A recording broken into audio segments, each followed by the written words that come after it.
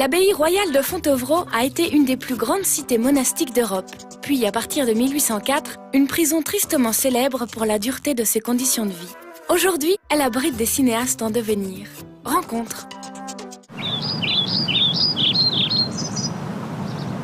Alors nous sommes à l'abbaye royale de Fontevraud, qui est l'un des grands sites du Val-de-Loire.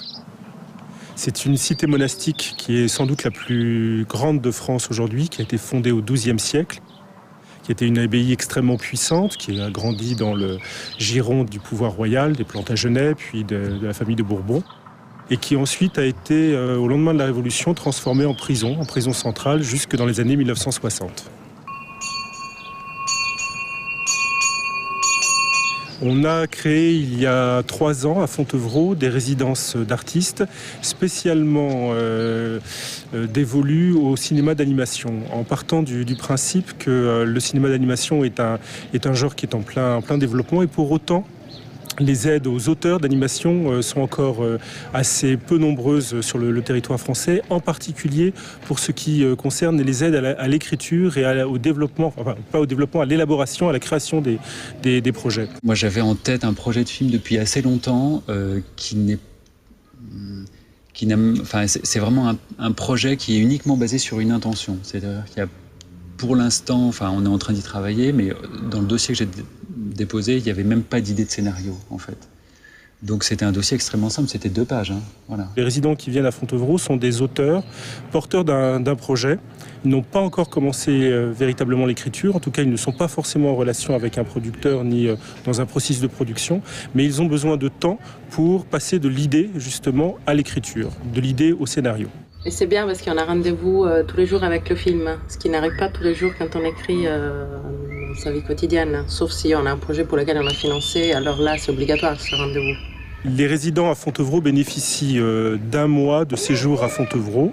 Nous prenons en charge à la fois leur transport, leur hébergement, leur vie sur place, et nous leur attribuons aussi évidemment des espaces de travail, espaces de logement, espaces de travail, ateliers, et également une bourse de création. L'idée de cette bourse de création, c'est de pouvoir continuer à payer l'assurance, la location, les frais de tous les jours, et de pouvoir se consacrer sans aucune contrainte de matériel à l'écriture d'un projet personnel. I'm working on 2 projects actually.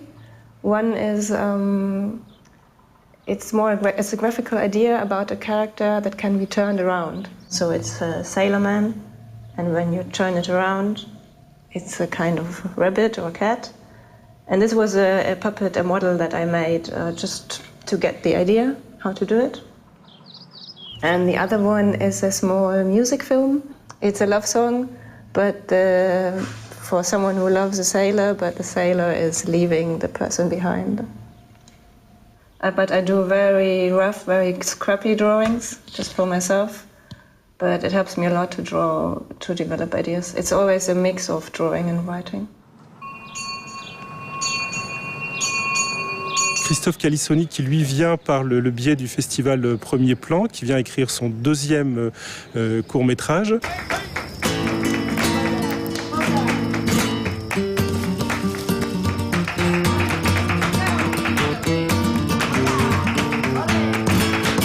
Le prix pour le film d'animation à Premier Plan, c'est une résidence à Fontevraud.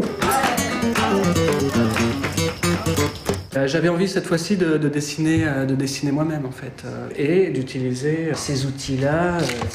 J'ai jamais fait ça et j'avais envie de voir ce que ça donne, parce que l'idée de tamponner des décors, d'avoir une matière rugueuse comme ça, pour mon histoire, ça me plaisait bien. Et je me suis mis à graver des plaques de lino, des plaques de gomme. Voilà, ça donne des petites plaques comme ça, minuscules, qui sont ensuite pressées. Et puis après, j'ai essayé d'animer ça, quoi. Donc il y avait différents décors, la place Saint-Marc, les symboles de Venise, etc. Et ça, c'est le premier dessin du personnage qui est devenu ça, quoi. Ce personnage-là, c'est pour l'instant 2 plaques de lino pour... On verra comment je vais l'animer, parce qu'évidemment, une technique comme ça prend du temps, juste pour une image, et qu'en animation, on a besoin de faire plein d'images. Mais c'est faisable, quoi. Il faut juste imaginer ça en pantin. C'est les premiers tests animés en fait, ça. C'est juste pour voir ce que ça peut donner, la gravure, la couleur, et voir si je vais pas dans des directions trop compliquées. Ouais. Et en attendant d'avoir les bonnes idées pour dérouiller la fin de l'histoire, ben je le dessine et puis ça peut venir avec, en fait. L'histoire peut venir aussi des images, quoi. Donc j'essaie de travailler sur les deux fronts.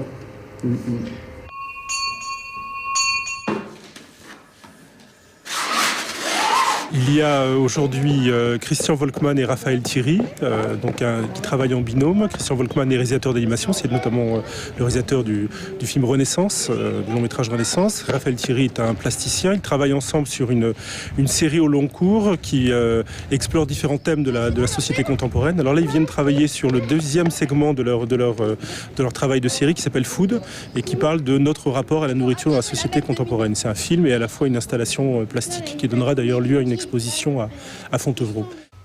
Voilà, c'est l'état de nos frigos aujourd'hui. Mais là, tu vois, par exemple, on ne sait pas si on va montrer ça. C'est très important à savoir. On expérimente. C'est pas vraiment un cadavre exquis, puisqu'on se donne un thème, donc il y a quand même une base, on peut se raccrocher à quelque chose. Mais on a chacun notre espace de liberté de travail. On fixe juste quelques règles du jeu au départ qui nous permettent d'avoir une unité au final. Autant dans le film que dans ce qu'on va faire en volume. Mais là, on arrive dans un lieu, on l'investit, on est arrivé avec rien. C'était vierge, l'atelier était une bulle toute vide. Et puis là, on essaye d'y imprégner notre univers, de voir comment il fonctionne. Et puis après, on va partir et on va vider le lieu. Et ça, c'est assez intéressant. Dans un temps limité.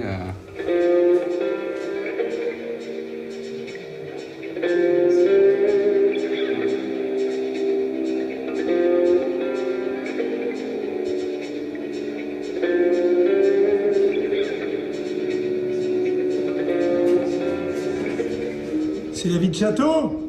C'est un peu la vie de château. C'est la vie de moine, de nonne. De châtelain, de prisonnier et de nonne.